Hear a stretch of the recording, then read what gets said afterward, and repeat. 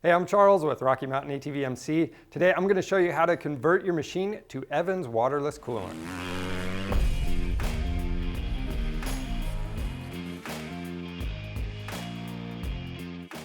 If you're not familiar with Evans Coolant, some of the benefits are that it doesn't build pressure in your cooling system and it's not going to boil over.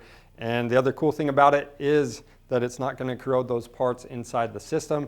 Now, this process will be similar for your side-by-sides, ATVs, dirt bikes, and street bikes. Now, this is my dirt bike, and the reason I want to run it is because I've been doing some desert racing, a little bit of moto, and I still get into some tight technical stuff. And even when I'm on longer rides, I've had an issue with that water-based coolant boiling over, and I'm tired of it. So I'm curious to see what this Evans coolant does. I've been wanting to run it for a while. So with all that being said, let's get started. The first thing you need to do is drain your coolant. So on this bike, we're going to remove our skid plate and get it out of the way. Now we can remove the drain plug.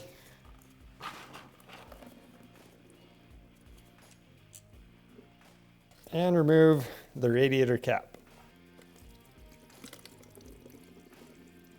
Now the whole idea is that we get all the water-based coolant out as much as possible, and that's going to allow the waterless stuff to do its job.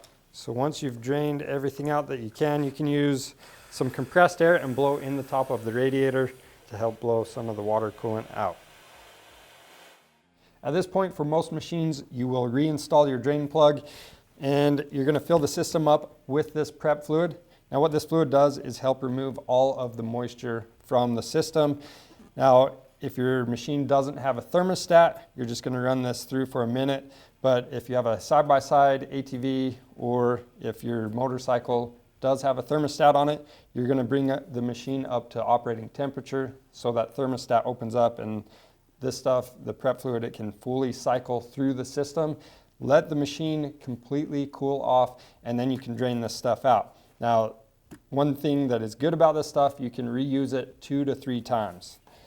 Now, one thing I do realize is that some of the guys with dirt bikes, they don't want to spend the extra money to buy the prep fluid, and you're going to be totally fine since this comes in a bigger bottle anyway. It's going to come with more than you actually need. So what you can do is you're just going to chase some of that water-based coolant out with 1 or 2 cups of this waterless coolant, and then again blow the system out with some compressed air. And same thing if you run the prep fluid, once you drain that out, you're going to want to blow the system out again. So for us, we are going to use the prep fluid, so we're going to reinstall our drain bolt and fill the system up with that fluid. Now we can reinstall our radiator cap and run the bike.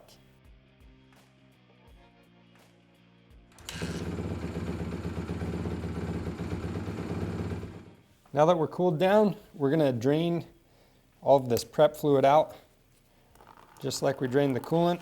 And I'm starting with a clean drain pan, just so in case I want to reuse this stuff again, I can.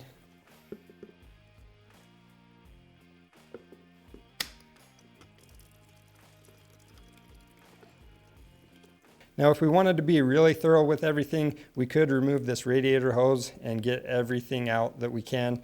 But since we use the prep fluid, we're not going to worry about it. But if you didn't use the prep fluid, I highly recommend removing maybe 1 or 2 of these hoses and trying to get everything out. But for us, we're just going to get that compressed air again and blow the system out one more time.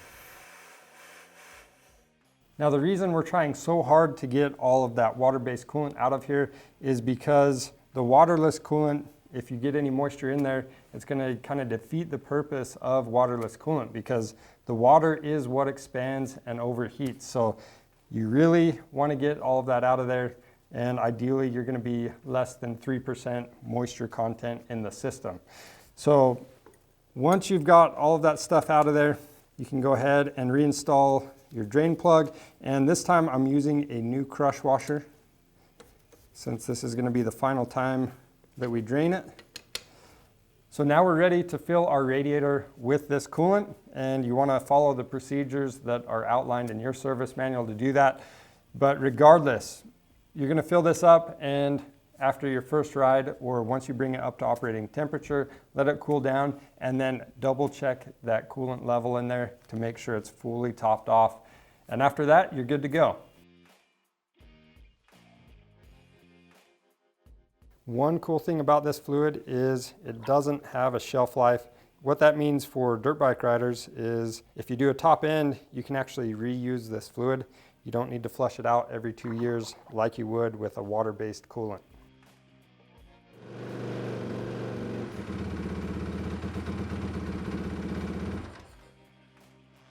Now the last thing we're going to do just to check our work is use this refractometer. Most of you guys aren't going to do this, but we're going to show you how good the method we just used works. And we're going to measure the percentage of moisture content that is in our coolant now.